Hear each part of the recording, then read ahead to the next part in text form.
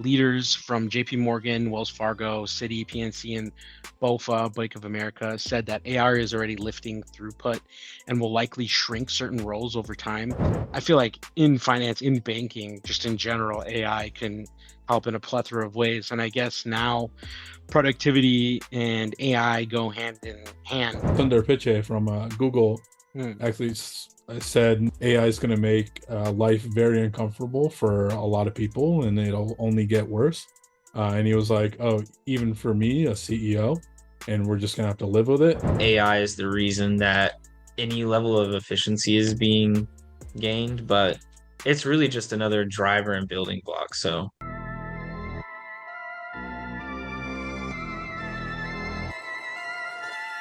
technology simplified, curiosity amplified.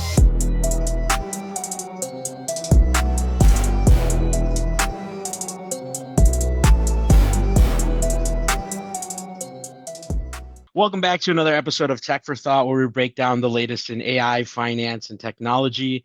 Last week, I wasn't here, unfortunately, our last episode. So Chris and Sahib got together. So we talked about Microsoft's unified AI intelligence vision, return of Jeff Bezos, and fully autonomous cyber attack, I think is what you guys talked about. And I was looking at the previous script, and it was seemed like a pretty interesting combo. And I didn't get to listen to the whole thing, but definitely looked cool. This week we're gonna talk about Microsoft dropping a $23 billion I guess investment in India, and EU is now going after Google's AI search, and a lot of teens, I think it was 3 out of 10 teens, are now using chatbots. And I don't know about you guys, but I know specifically a lot of people who just use, like, whether it be ChatGPT or just any other large language models for everyday kind of everyday purposes. I know one guy in particular, he uses them to write Facebook posts, which is kind of funny. But and then another big thing is Micron. I know it's kind of old news in the landscape of AI, but definitely thought we had some stuff to opine on in that regard in Micron landscape, and some cool stuff. Definitely excited for today's video. So first, I guess we'll talk about Micron and kind of what they've been doing, specifically like them getting out of the consumer space, it seems like. And so, well, no, I think they are definitely out. So I have the statement here. Okay, so super interesting. I mean, so they're exiting the consumer market, and then we can see here, like, it's on their website. So this is for sure, like, there's no beating around the bush. They're basically, it sounds like they're just saying to the consumer, hey, we're no longer gonna sell our products to you after Q2. I think it was in February. Yeah, right here. Um, February 2. And then, I mean, even talking with you guys about it in the chat, like in our text messages, I know that Sahib, you said that even like the RAM that you had bought was like $500, $600 or something like that. And now it's like triple the price. And Yeah. I mean, my question is, I guess, if Micron, a big player in the hardware space, if they're exiting the consumer market, do we risk like fewer choices and stickier prices, or like do you guys see other companies coming and kind of filling the gap that Micron is leaving, like, because it's a big gap. I mean, you're going to see a lot of companies here, I think, bloom from something like this, but just wanted to hear your guys' opinion. Yeah, man. I mean, there's tons of companies that make RAM and stuff like that. Will there definitely be, some type of dip where prices will go up because, there's not a lot of, hardware in the market from Micron? Sure. But I think that, um, people will be investing in other companies, and other companies will try to take up the essentially the market share left by Micron. Um, so while there will be, price increase, etc., at some point, I think that eventually we should go back to normal when the rest of the competitors essentially fill that market. Yeah, I Yeah, mean, I'd I be on know the that. same page. My Sorry, go bad. ahead. No, Yeah, go I'd be ahead. on the same page with that though. I would say initially we're going to see pretty big impact, whether it's cost going up or just general availability. But I think eventually that will kind of settle itself with other companies filling in and competition still remaining high. And I wouldn't be surprised to see some other companies start trying to eat at the market share there. So Yeah, it's super interesting. I'm not too familiar with the other, like, I wonder who the other big players are, like Micron. Well, I mean, there's like Samsung, there's Kingston, there's T-Force, which I forget what their parent company is. There's a ton, yeah, right there. There's a ton. Foxia. Yep, Western Digital, Okay. SanDisk, yep, all of those. So do Um, you guys maybe see them like see companies like this doing the same? Because I feel like a lot of these larger companies just see a giant dollar sign when it comes to AI just in general. And do you guys see like these companies maybe making a deal or making a deal with like an Anthropic or Google? What do you guys think? Do you think that they'll follow suit? I mean, there's always going to be a need for, uh, commercial technology, in terms of, hardware. So I think it would be very not smart for, everyone to, sure, maybe they can spin up if they aren't already, which I find it hard to believe if they're not already in the AI market. Sure, they can, spin up an arm like that, which I think most of these companies that we're seeing here are already in that market. I think that maybe Micron just saw that maybe they didn't have big a share as they could have, and they don't want to put all their uh they don't want to spend the time to try to pull in market share on the consumer market, because there's already companies doing that. Hmm. So with the high demand of AI, they might be saying like, oh, why don't we just put all of our eggs in that AI train? Since we can't make up that market on the consumer side, why don't we try to do the enterprise, company side?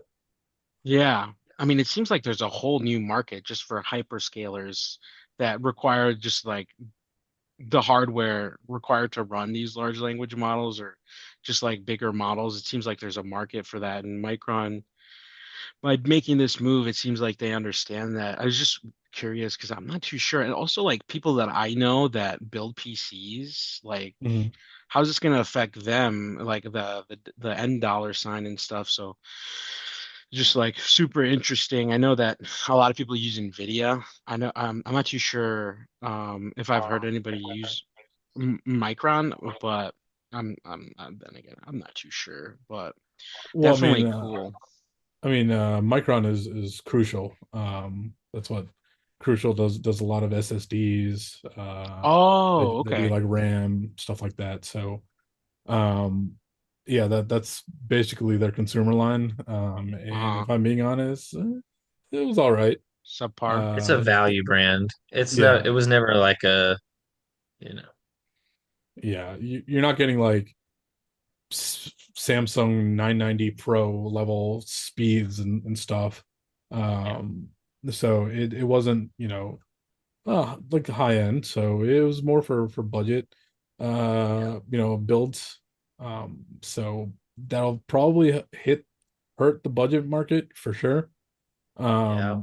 But some competitor will definitely fill that void. So Yeah, I think they're just kind of realigning themselves overall, honestly. And even their value brand stuff feels like it's been kind of fallen behind in recent years. It didn't feel like their heart was really in it anyways, and some of that might be that they were already kind of pivoting. Who knows? right. But I do think there'll definitely be a hole for now. So we'll see what the impact is.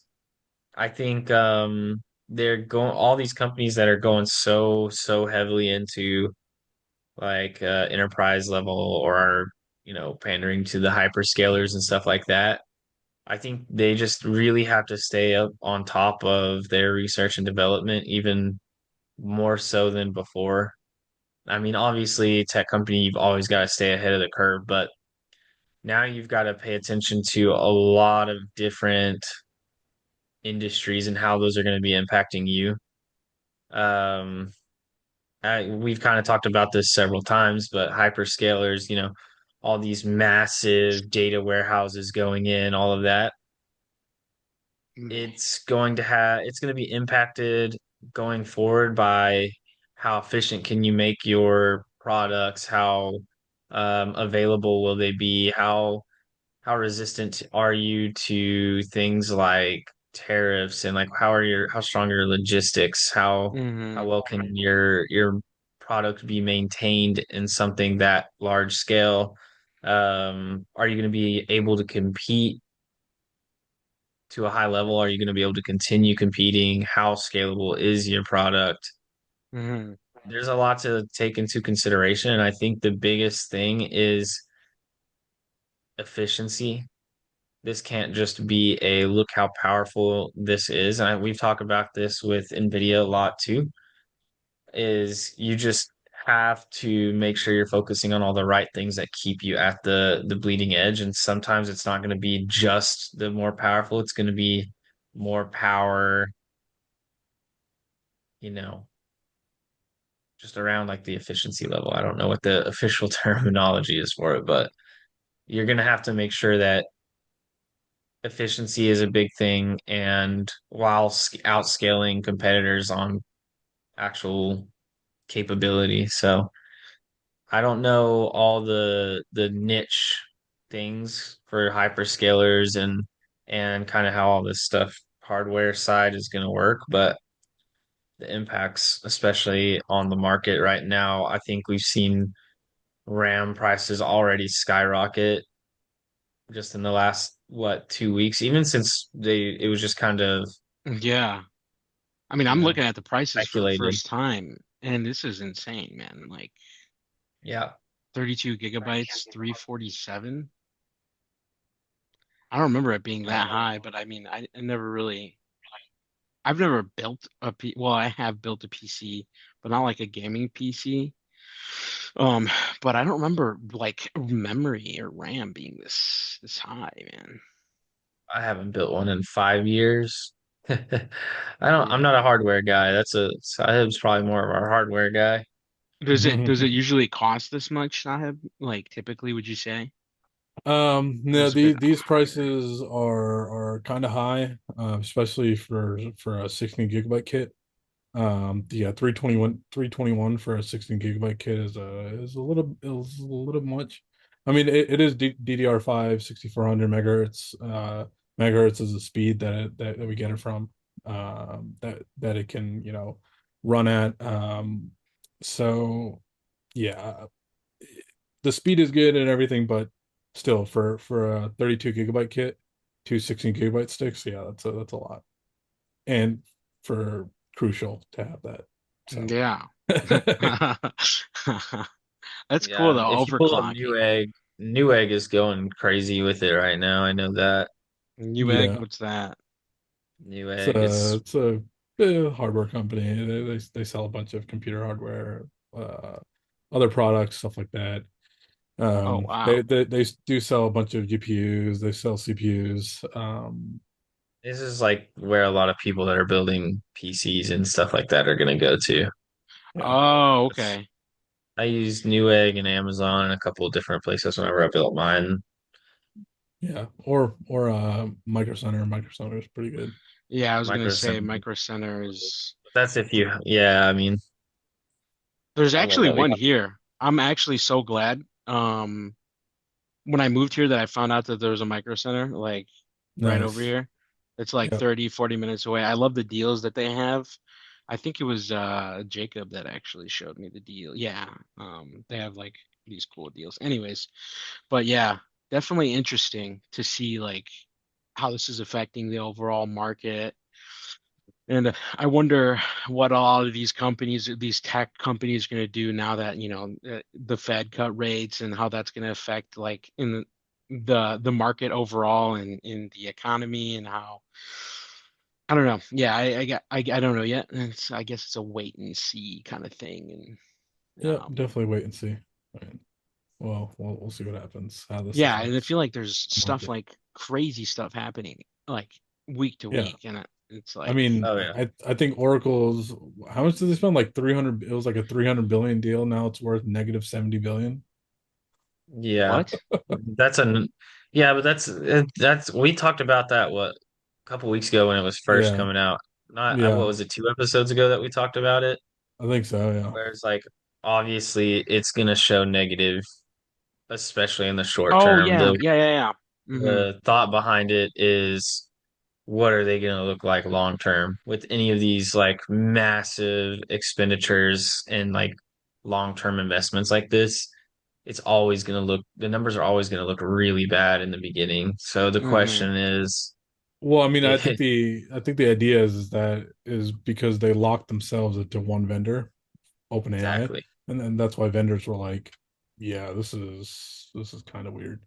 Yeah. But yeah, I mean, we talked about this a couple episodes ago, so And yeah, and you're under the question of reliability with OpenAI. It's not yeah, even just that you're under your eggs are all in one basket. They're all in a basket that nobody knows if it's going to actually hold the weight of your eggs. yeah. Like I this mean, is a yeah, I mean, in my opinion, OpenAI sure has the consumer space, but I don't think they can play with the big dogs anymore, like Anthropic, Gemini, who are going after, the enterprise space, stuff like that. yeah. I mean, what I mean, we weren't going to cover this in the episode, but something that just came out, Disney actually signed a $1 billion deal with Sora, with OpenAI, where Sora can now be trained on Pixar, Disney, all of that, which is insane. Holy That's Um, insane. moly. I had yeah, no idea about that. yeah, it just came out. Crazy. Wow. As a part of the 3-year license agreement, Sora will be able to generate short, user-prompted social videos that can be viewed and shared by fans drawing on more than 200 Disney, Marvel, Pixar, and Star Wars characters. That's insane, man. And you know what's So, crazy? I feel like um Sora, like a lot of people have been making like Disney shorts using Sora even before this. I mean, yeah, I've like seen it like yeah, Pixar-esque type things. yeah, and like they've been like kind of like satirical, whatever it is, but like funny ones, and it's like Yeah, it's pretty insane. But yeah. wow, I mean, it's one kind of crazy. I mean, if they're going to use that data to train Sora, 3-year agreement, what OpenAI is just going to be like, oh, okay, no, we'll stop now. I mean, it's our the debt. Their model's already yeah, trained. Like, I don't understand how that yeah. Also, works. that that's crazy. Yeah, and do they Unless have they, that in perpetuity? Like, well, unless they mean that if somebody says, please make something with Iron Man, it won't say we cannot generate like copyrighted things. If that's what they mean, but It's just gonna be on the style. Yeah, it's yeah, just the style. oh, okay. but then like 3-year agreement, if it's just the style, then the model's already trained. What are they going to just reverse the training and be like, oh, we're done? It I looks to don't. Yeah, me like these are all actually generating their like copyrighted stuff though. Yeah, so it looks like yeah. they give them the rights to the actual characters for 3 years, so people can be like, oh, Ah, please make me a fight between like Iron Man and Black Panther, and it'll or actually do it. something. Yeah. This is gonna be internet is just gonna gobble this up. Oh my Yeah, Oh God. this man. is gonna be crazy. This is I don't think Disney knows what they've just agreed to. Their No, agreement Disney. that they don't know about is the one that they've made with the people. Yeah, pretty much. We're gonna see a lot of crazy, let's say, very suspect use of these characters. Yeah, I mean, Yeah. whatever people are Well, doing on there now is crazy. Yeah. So, kind of on the topic of OpenAI losing, I guess, I don't know what you'd really call it, but they're not really up to big dogs, as you said, with Gemini and Anthropic and stuff. Mhm. Another thing that my wife actually just told me about uh is that the US government the Department of Defense has just unveiled Gen AI dot mil, which is their new military focused AI platform that is actually running on Google Gemini. It is Hmm. founded and built on Google Gemini. And this is like the official Department of Defense. This is not, no BS. Like that is, Yep. or Interesting. Wow, Department of look War at or this. whatever it's Holy called now. moly. So it says the War Department today announced the launch of Google Cloud's Gemini for Government as the first of several frontier AI capabilities to be housed on GenAI.mil, the department's new bespoke AI platform. This initiative cultivates an AI first workforce, leveraging generative AI capabilities to create a more efficient and battle ready enterprise. Additional world class AI models will be available to all civilians, contractors, and military personnel, delivering on the White House's AI action plan announced earlier this year. I wonder what that means. Like, what is like will be able to available to all civilians, contractors, and military personnel, like in Yeah, that's weird. I mean, I battle don't know ready. what this, yeah, I have no idea what the scope is. I literally just heard about this earlier today, which is a pretty massive deal for Gemini, I'm which assuming I you'll was have to make surprised to see. yeah, I'm assuming you'll have to make an account and then you'll get like a certain number of, free runs or something because they can't just give it for free to everyone. Hmm. Unless the government's like paying in perpetuity. They'll probably give them like a free tier of a certain amount of calls. Maybe it'll be, um kind of like rate limited or something per week, where you can only send a certain amount of requests, and then if you want to go above that, you'll have to pay or something. Hmm. And it says right here, security is paramount, and all tools on Gen AI Mill are certified for controlled, unclassified information and impact level 5, making them secure for operational use. Gemini for Government provides an edge through natural language conversation, RAG, retrieval augmented generation, and is web grounded against Google search to ensure outputs are reliable and dramatically reduces the risk of AI hallucinations. I mean, Interest the thing Google gets from this is access to that data. So that's I mean, kind of scary. data is going to be the king. I don't I really know. like the deal in general as a whole. Yeah, I mean the deal is just weird. Also, War Department, really. Yeah, we've But all Yeah. heard about this all year. Yeah. It's but we don't need to go into that. But anyways, uh, yeah, it's yeah, this deal is weird. Yeah, but I just no, it wonder what really it why is. Like, why Google anyways, especially with all the issues that the government has had with Google and Alphabet as a whole. Like why Google? And why are you building it on like with Google search in mind as well? Because Google's literally in trouble right now over how they're like, using their own search engine and prioritizing companies that are, giving them more money. Mm. I mean, I just don't Google. understand why they would do it with Google as a whole. Well, I oh mean, I wow. know we talked about this I think a bunch of episodes ago, but Google, like on their page, took out the section that said they wouldn't use AI for like military purposes. So Yeah. I'm assuming that's why they've been getting a lot of contracts lately. Oh yeah, and it looks like you were right here, Sahib. It says token-based subscription. Oh yeah, okay, yeah, Yeah. that's what I thought. I mean, they can't just like give it for Yeah. free.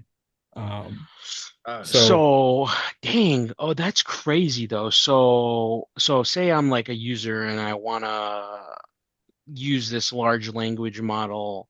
Like, what would I even ask it? Like, I'm sure they'll cater it to all kinds of different positions and roles within the government.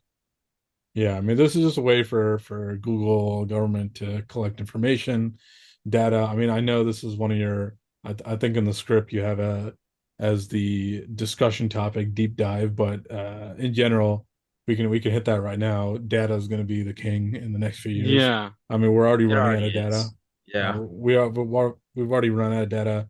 There's like open source, tools out there, and Microsoft actually has on their Microsoft Foundry, a tool to create synthetic data based on your real data, to train your LLMs and stuff. So, yeah, data is definitely going to be king, and it already is king. So Yeah. this is a good Yeah, I saw deal. something before that's like, oh, we're in we had the technological or the computer age or whatever, and now we're like, this is the data age. And that was before AI got to where it is now.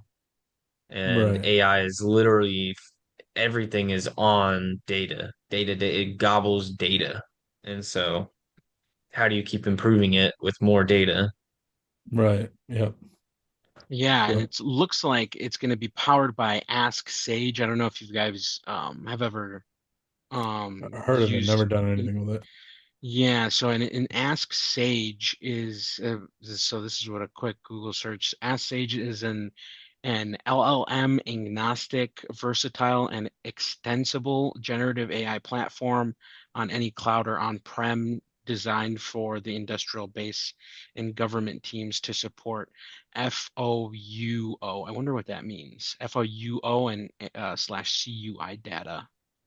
Not sure, but yeah, I mean, LLM agnostic just means that, you can use any API key, and now you have a working, chatbot ready. Oh, is that like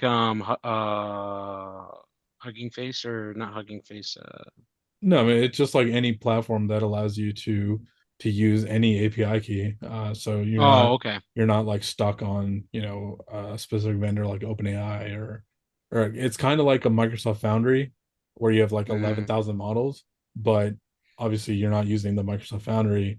You're using, Sage, and you can yeah. use whatever API based token or key you want. Wow. This is insane. This platform can operate anywhere on any cloud or on-prem, providing unparalleled flexibility. Currently used over 16,000 government teams across 27 agencies with 100K users in the Department of Defense, including the U.S. Army, Air Force, and Space Force. Ask Sage is driving AI adoption. I mean, this stuff is crazy, dude. Like, I'm kind of scared almost. Like, if the government is doing, like, who's to say, like, other countries aren't developing something similar to their own, and like, I don't know. There's a lot of questions I have with this, but that's really cool that just in general, overall, it's very cool that I guess the government is cool, but also scary too. Like, Hmm. I mean, this is insane, man. This is a great find. But yeah, Yeah, I'm not speaking, huge on it, honestly. yeah. But speaking of productivity, so Sahib, you sent a pretty cool article. Um, so now Reuters had covered AI boosting productivity, specifically in Goldman Sachs. So the Hmm. article that you sent over at the Goldman Sachs Financial Services Conference, leaders from JPMorgan, Wells Fargo, Citi, PNC, and BofA, Bank of America, said that AI is already lifting throughput and will likely shrink certain roles over time. And JPMorgan cited productivity roughly doubling, and Wells Fargo said headcount hasn't fallen yet, but output per team is rising. So a lot of crazy things. I mean, and we kind of already know what AI has done for like Morgan Stanley. I think of a number of episodes. I can't remember, but I think Hmm. it was either JP Morgan or Morgan Stanley. I can't remember, but they were using the their actual wealth advisors, like AI wealth advisors. You guys remember that? Yep, And I remember that. so, I mean, I feel like in finance, in banking, just in general, AI can help in a plethora of ways. And I guess now productivity and AI go hand in hand when it comes to stories like this. And so definitely interesting read. I guess the question I have are the banks about to show the first measurable white collar productivity jump from AI? And like, what do you guys think? Do you think this is something that they'll keep adopting and they'll kind of we'll talk about more of human in the loop later, but do you see banks adopting more just AI in general? I mean, I think all companies are trying to do that now. I mean, my primary charter at where I work, RSM, is just implementing AI solutions for companies, making, their use cases a reality. So I don't see why banking would be any different. They have tons of data that they need to parse through. They're getting information from everywhere. They need to analyze market trends from all over the world. The stock market's huge. It's millions and millions of transactions a day. So, having AI sift through the noise will definitely help, teams get productivity gains, as you just said. So yeah, I mean, we'll definitely see increased use of AI. No, not Satya, Sundar Pichai from Google Hmm. actually said, I think today or yesterday, he was like, AI is going to make life very uncomfortable for a lot of people, and it'll only get worse. And he was like, "Oh, even for me, a CEO, and we're just going to have to live with it." And obviously, it's funny because he has all the money, so I don't know what's going to make it difficult for him. Hmm. But yeah, I mean, of course, for the everyday person, those users who kind of do the same job, and their job is very repetitive, and it doesn't take a lot of critical thinking, unfortunately, yeah, I mean, their jobs will be replaced. um so yeah, I mean, I don't see why banking wouldn't be any different. Yeah, Yeah, and to I kind of don't like, see it being like the mhm. first area we're seeing some, explosion of productivity from. I think that you're seeing it in just the general professional landscape. I mean, whether it's our job as consultants, whether it's, you implementing different things for clients, whether it's banking, anywhere. I mean, I also think a lot of people don't realize how much automation was already picking up steam before this whole AI explosion. I mean, automation in general was already picking up steam. So it was already kind of taking care of the more redundant tasks, and companies were investing in that and so on. AI is just, it's really an accelerator, and it provides basically substantially improved capabilities for said automations. So it can do a lot more than automation, of course. So, but this is where a lot of companies are picking it up from kind of the automation side. And now we're getting into like the Gen AI side and bots. And then you've got, what Sahib works a lot with, which is, like multi-agent orchestration. And so they've got various agents doing specific tasks, or, having access to certain parts of a knowledge base that people can access, and so on and so forth. And you get this, now natural language processing and so on and so forth. And so it's evolved from there. But the actual rise in efficiency probably over the last decade has been increasing a lot more than I think people realize. And it's because it wasn't as like sexy and in front of you. I think really ChatGPT, OpenAI doing what they did with ChatGPT is what has triggered people's understanding and realization, because it was the first thing really marketed at a high level and scaled and provided at the level it was provided, to where people see it up front. And everybody was very skeptical of it, and how do you use it and why would I use it? And now that use cases have become much more common, people understand now, people are using it now. Um, I think now people are paying more attention to it, and they think that AI is the reason that any level of efficiency is being gained, but it's really just another driver and building block. So, um, Yeah, I mean, this will be a good segue into that Stanford article I shared. Yeah, yeah, yeah, that's why I was kind of like talking about it, the productivity, human in the loop. But definitely, I think we'll get there because there's still some like really questions that I have just in general, and kind of wanted your guys' thoughts. So, kind of earlier to what you said, Sahib, about Sundar Pichai saying how AI is going to make people uncomfortable. And I guess Yep. my question is, if productivity gains arrive before reskilling, who do you think will carry the transition risk? Employers, workers, or will it just fall onto policy, do you think?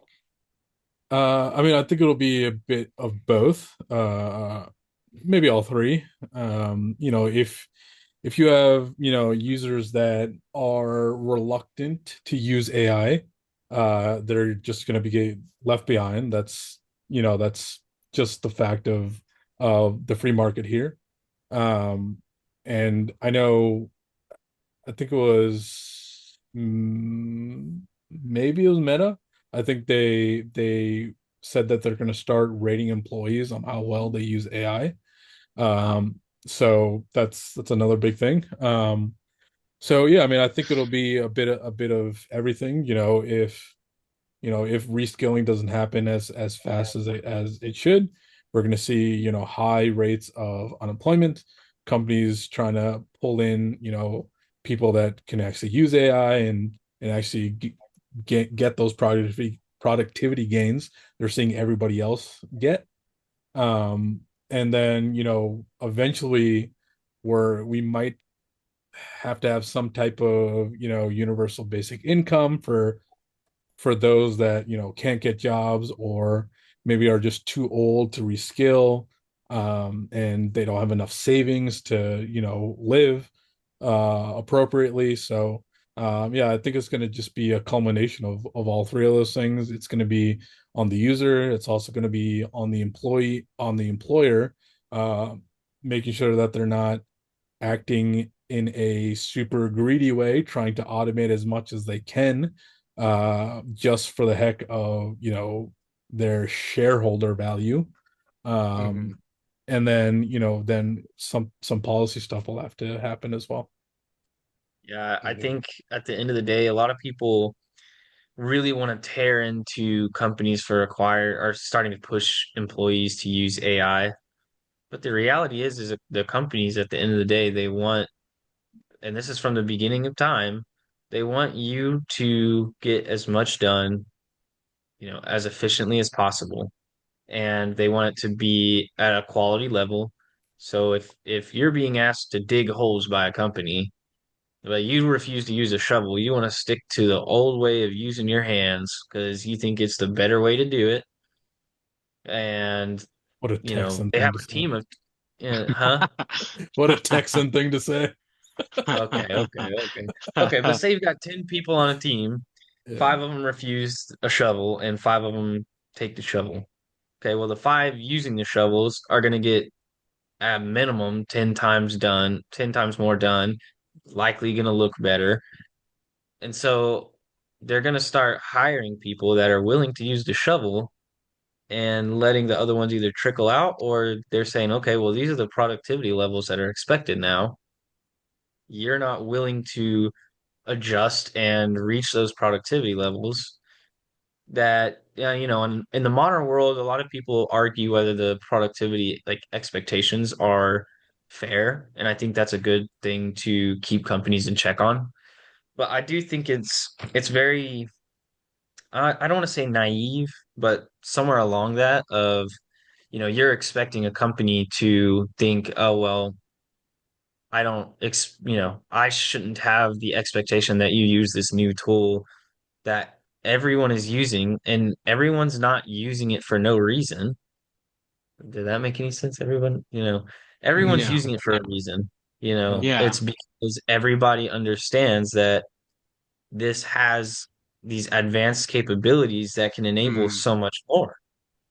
Same with any technological innovation that's come through, again, from the beginning of time. People started using spears for a reason.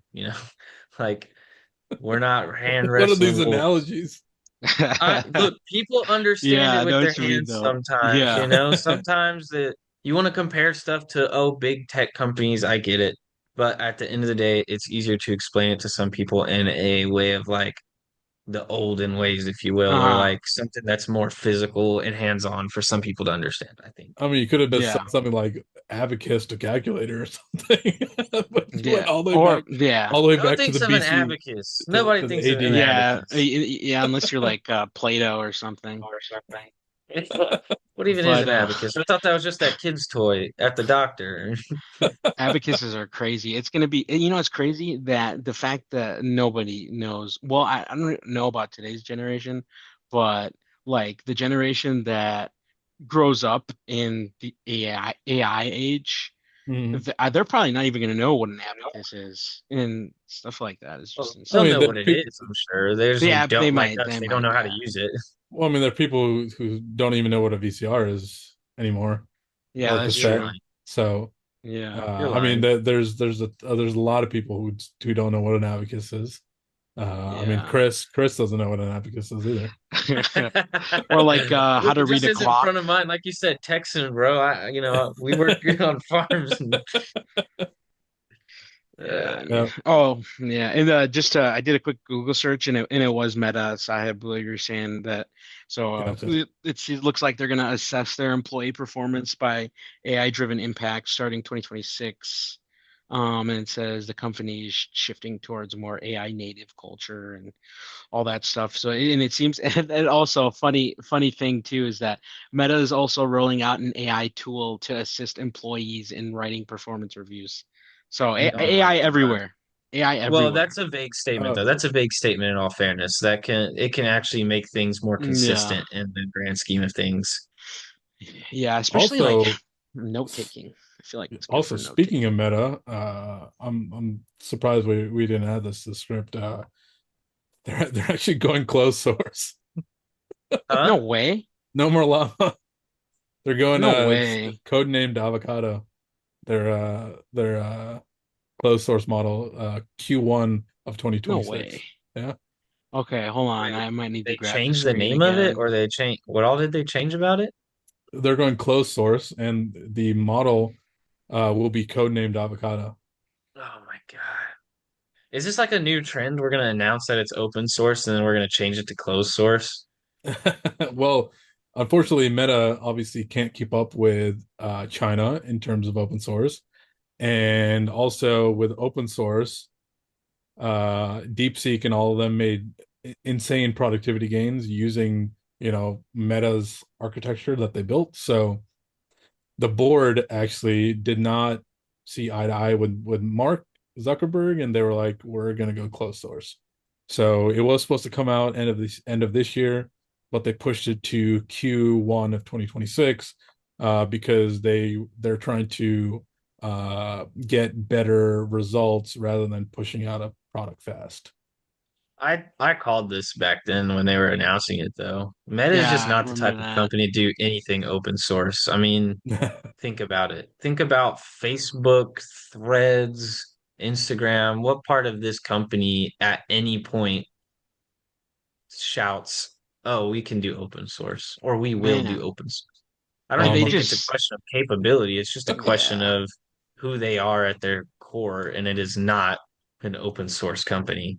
I Yeah, don't I think mean, if you question any of these social media bound companies, I mean, we've seen so many ways where government has gotten involved and helped manipulate and told like they've just complied with like government manipulation when the Twitter file stuff came out a few years ago, when the Facebook stuff came out a few years ago, like and it's happened multiple times. So Mhm. they don't care about open sourcing anything. Nope. So we'll see how good it is. I mean, obviously they're trying to make this, competitor to GPT-5, etc. Yeah, So we'll see. I mean, OpenAI is now it's on GPT 5.2 or whatever. I stopped my subscription to OpenAI anyways about 2 weeks ago. So mm, yeah, well, I mean, Manus does a great job, so yeah, I mean, we'll see how good we'll see how good avocado is. What an interesting name for a I guess AI they've model. done a lot better with like their what's it called? ecosystem, like the Meta ecosystem works really well. It's kind of like like how Apple has their ecosystem and it all kind of works natively. So I Hmm. guess this is going to be just another thing that implements naturally. I'm sure they'll definitely implement this on a similar level to how Grok is incorporated into X, if I had to guess. Yeah. Grok is its own standalone thing, but they have it natively integrated into X to where you can like tag it and ask it questions within a post and stuff like that. Yep. And people are always proven wrong, and then they get angry at Grok, and it's Yep. hilarious. So funny. Well, it's Yeah, like we've been that and seeing. community notes. That and community notes combined always kill me on Yeah. X. It's always Those so are funny. so funny. And then But yeah, and Facebook then needs that because that Facebook is, I don't yeah, go they on do. Facebook that much, right? And I always hear about like, oh, all the bad stuff about like X um and I've heard bad stuff about Facebook, but I'm just not on there enough. Anytime I get on Facebook in the last like month, and I started trying to be more active because I got like family and stuff on there, right? Yeah. Try to be more active. Anytime I go on there, just blatant misinformation or other stuff that it's like, why is this, why are people falling for this so easily, first off? And Right. then Yeah. why is there no control in place? It's hard to say, right? Because I was also, when Twitter was overly doing everything, I was also a lot against a lot of that because they were just really blatantly just doxing all kinds of stuff that didn't need to be. Yeah. But I Right. think Facebook is on the other half of that is like, okay, we're just gonna let this run free and does reporting something even do anything? Yeah. No, it does So nothing.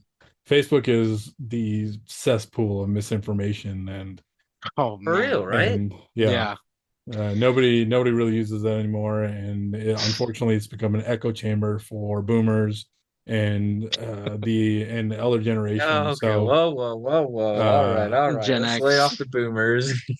so no, I mean just fact.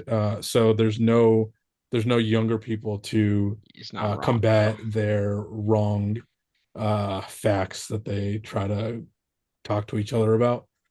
Yeah, I think a lot So of it is you think about how the world was before social media, and I think a lot of people we like to make it sound sexy, but the reality is you think of how a community would operate when you don't have constant access to the rest of the world live.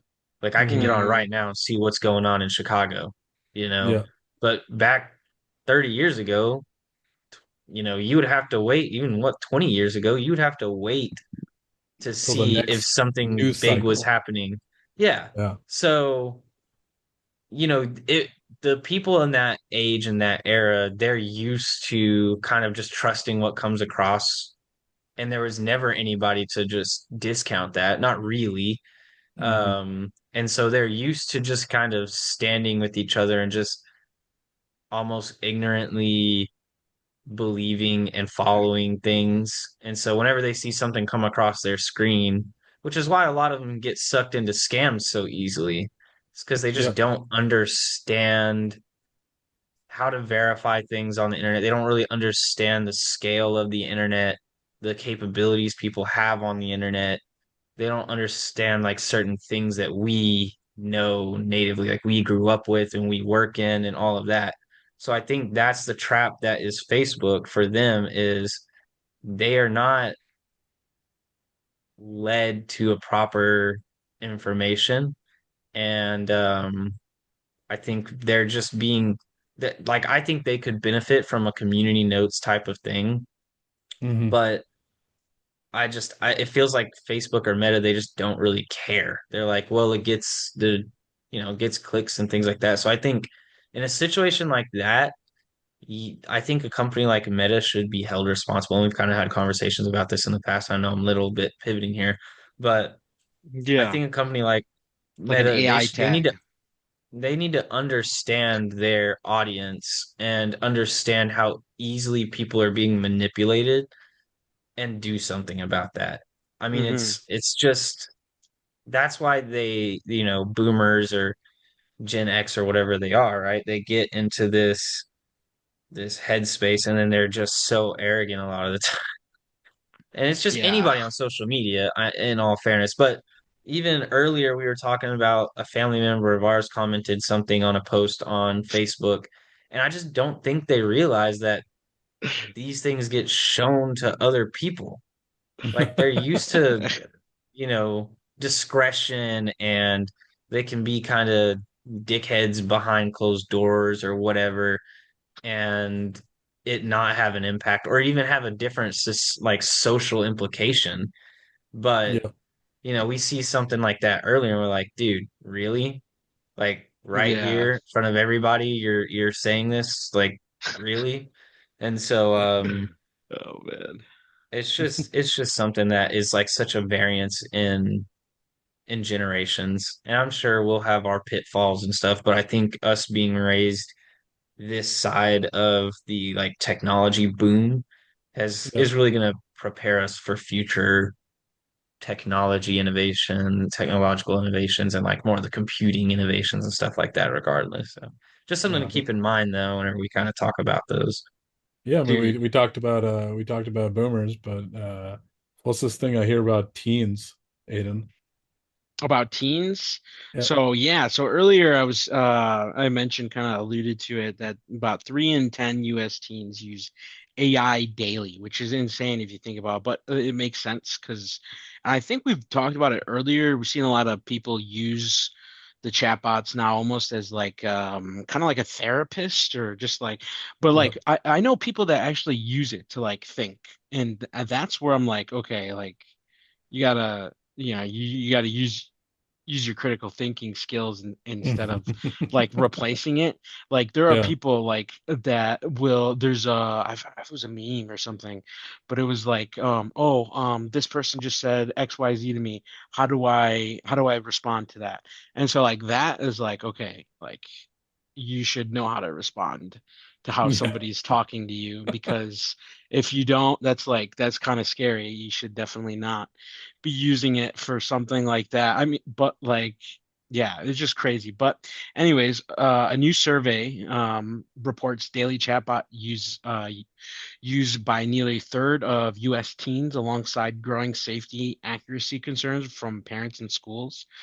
Hmm. So some key takeaways is that normalization for large language models is here, and the primary interface for that would be like our generation, Gen Z, and Gen Alpha. And there are a lot of Excuse me. safety. Excuse me. I knew this was coming. Don't put Yeah. me in So, the Gen Z. I'm a oh well, millennial. my Thank you. bad. 2 seconds away from Gen Z. My bad. But yeah, so I mean, stuff like this is crazy. I mean, so like, I guess what's the baseline duty of care for models that are going to be used by minors? Do you think they should have more guardrails, or do you think there should be like a 18 plus version, or what do you guys think? I mean, I,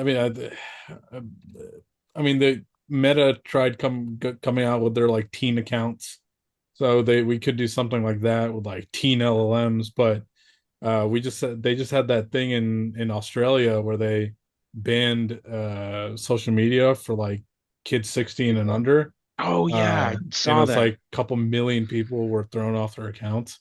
Younger generations were thrown off their accounts. So I mean, we could do something like that where it's like a legislation push where teens aren't allowed on LLMs or AI, but also it's all over the internet, and then it would be up to like the parents to stop them from accessing. So plus AI is everywhere, so I don't think you can 100% block teens from using it. Meta, obviously, social media, they're like their own like monolith of platforms, but AI is like integrated everywhere, so you can't Mm. just like stop unless you just take away all their technology. So Yeah. yeah, I don't think there's really an answer here. uh I think it's in tandem with social media is the main problem. I think them using it as a tool is great. So I know people that are coming through school right now that use ChatGPT and various other models, as tutors, leveraging their learning modes and just talking to it like a tutor. And I think something like that for kids in high school or younger, whatever, is really great. And I think parents, I've seen parents that teach their kids coding at really young ages now. And I think parents teaching their kids how to leverage models to improve certain like learning and quality of life things. So you teach good practices, maybe with some models catered toward that don't have all the like internet slop. Like you get like models, like you said, kind of like a teen model or like a youth model that's specifically only trained for like learning things that are, like STEM or something like that. Like TikTok now they have what like a STEM section or whatever where you can go and you just watch STEM videos, like right? Yeah, it's That's kind of like crazy. I Um, didn't even kind of know like that. book talk. What's yeah. that? So Book talk is just like where you suggest a book and then, you have a whole community of people that talk about just books and people like recommend books and stuff on TikTok. Oh, And so like if you have a STEM, I guess you do the same idea with like the like I guess like science and engineering yeah, and science, oh, technology, engineering. yeah. STEM. I thought you said STEM as in like Uh, No, okay. yeah. Yeah, Yeah, STEM. so Gotcha. I think if you have something like that you guide them to use as like when they're getting to that age where they're using stuff like that, I think that is commendable. But I think I kind of am on the same page. I think it's an interesting debate around whether we drop people from social media before they're 16. I know my nieces, they're under that age, they're in middle school, and they have had a lot of moments like self-critiquing where they're like really bad self-hate on how they look versus other people. My mhm. um my 12-year-old niece was comparing herself to a 21-year-old and was like, Oh "Oh, wow. well, I need to look like this or I need to look like that." And I was just like, Yeah. "This is insane." I mean, that Yeah. was And the big thing with Instagram. That's why, Instagram had to Uh-huh. implement teen accounts and stuff because the Yeah. people's image of themselves, young individuals were comparing themselves to other people and they were getting eating disorders and stuff like that. Yeah, man, And that's yeah, it horrible. was a terrible and thing. it's always been a thing, right? It's Yeah, always been Yeah. a like, when you're in middle school, high school, I mean, even up to our age, you're gonna have your insecurities, whether it's about Yeah. what you look like or what anything, right? yeah. So I think the problem with LLMs and stuff like that lies in tandem with social media and their insecurities.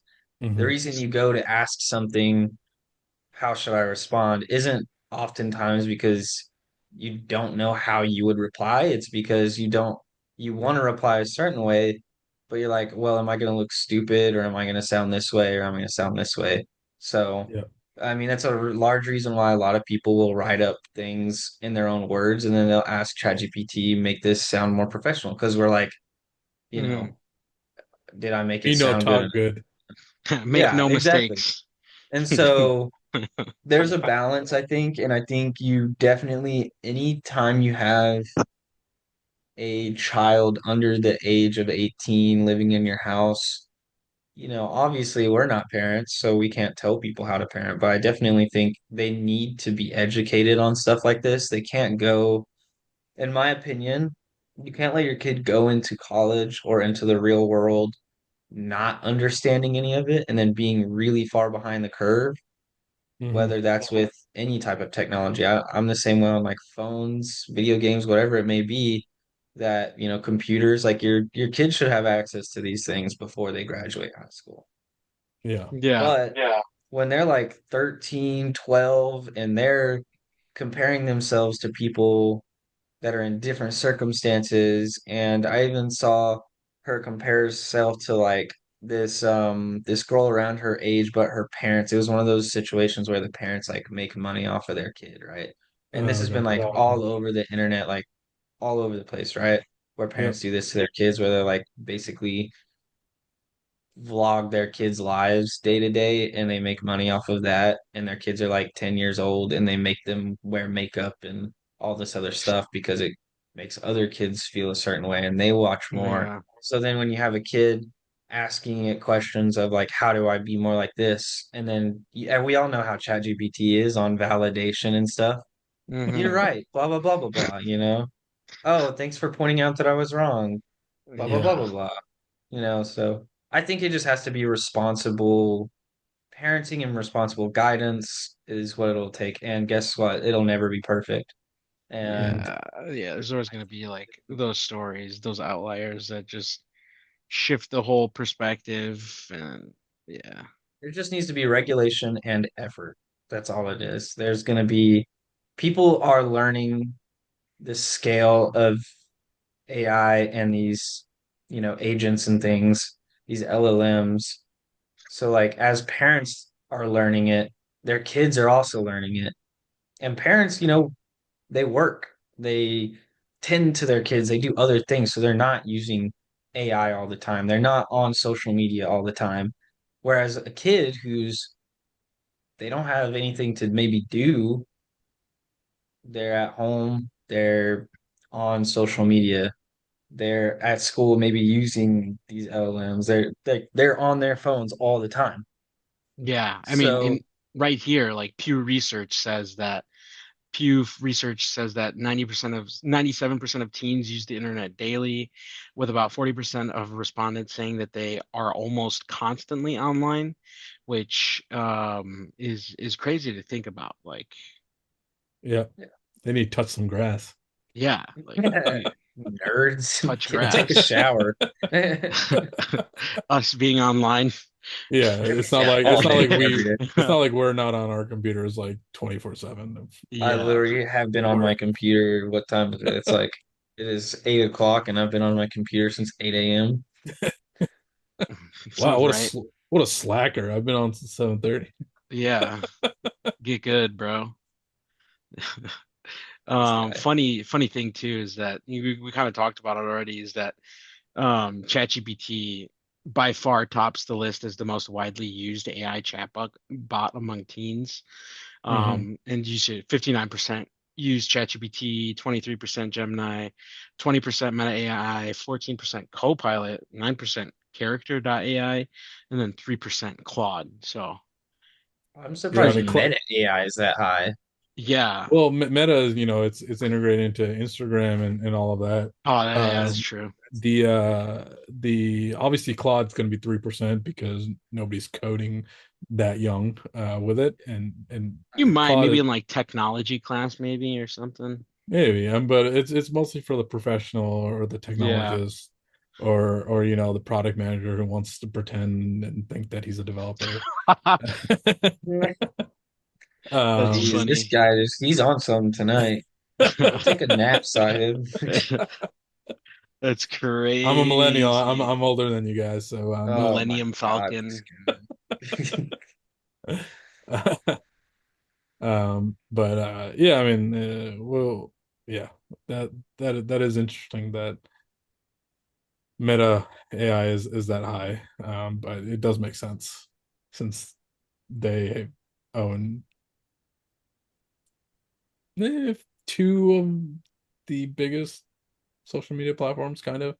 But Instagram obviously is the most popular with the younger audience. So um, Yeah. before we wrap up, I guess I'll ask this question. Um, Day to day, in terms of model, etc., which model do you think you use the most, or is it more of like this model does something better, this model does something better? I'd say I use Copilot and GPT-5 the most. If I'm coding, I'll probably use Claude 4.5. There's that their model's pretty good. But mo majority definitely GPT-5. It's all around just like a good model, I think, in general. Just for like really everything. Like I use it like for the pod, or like I'll use it for like work, like What I'll do is I'll have the transcript of what people are saying and then have the transcript like organized into like notes where I'm like, okay, I know exactly what my action items are for today, and like I know where I can like work and just like use it for that kind of stuff. So I would say GPT-5 for sure the most. Gotcha. Chris? Yeah, I would say so. I use ChatGPT, GPT-5 a lot. Um, and then I use like Manus, so kind of like an orchestrator to like leverage a bunch of different models. So I kind of use those interchangeably. I Hmm. know like the other day I was working on a lot of stuff with Power Automate, and I have, in my OneNote, I have one specific journal that is devoted to all the stuff that I kind of learn. I just kind of have a library of stuff that I can reference and stuff that where I've had to do problem solving and things like that.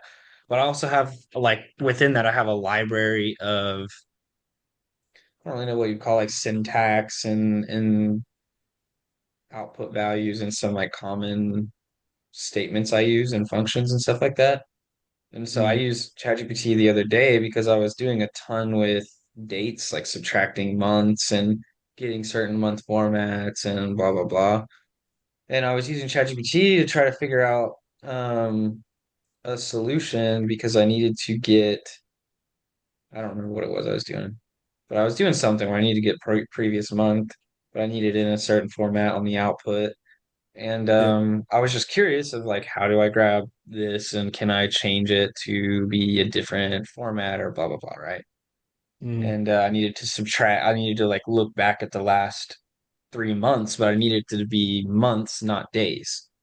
And I had done like add days statement in the past, but I needed to figure months specifically. And it couldn't Yeah. be like days of months because you have months like February where it's, first through the 28th, but then every 4 years is 29.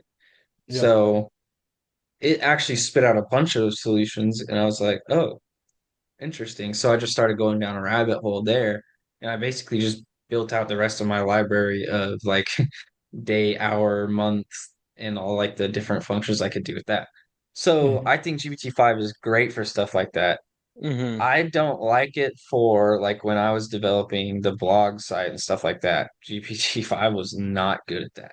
Um, there's certain things that GPT-5 is just not good at. And oftentimes I will run stuff through ChatGPT first as just like if it's something that's quick overview, I'll run it through that first. And then if I'm not happy with it or if I want to double check it, I'll always run it through Manus.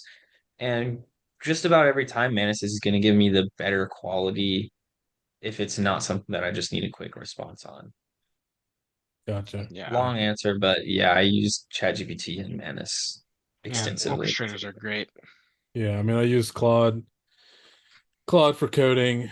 I use Gemini for infographics or web templates, web I guess artifacts. If I don't want to show a client like a PowerPoint, I'll just make something into an infographic or a web artifact and show that.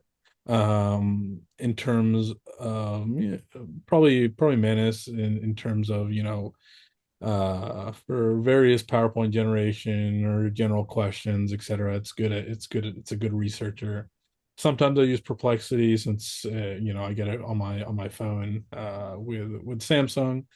Um, and yeah, I mean, I kind of just use a wide array of different models, just basically for different things.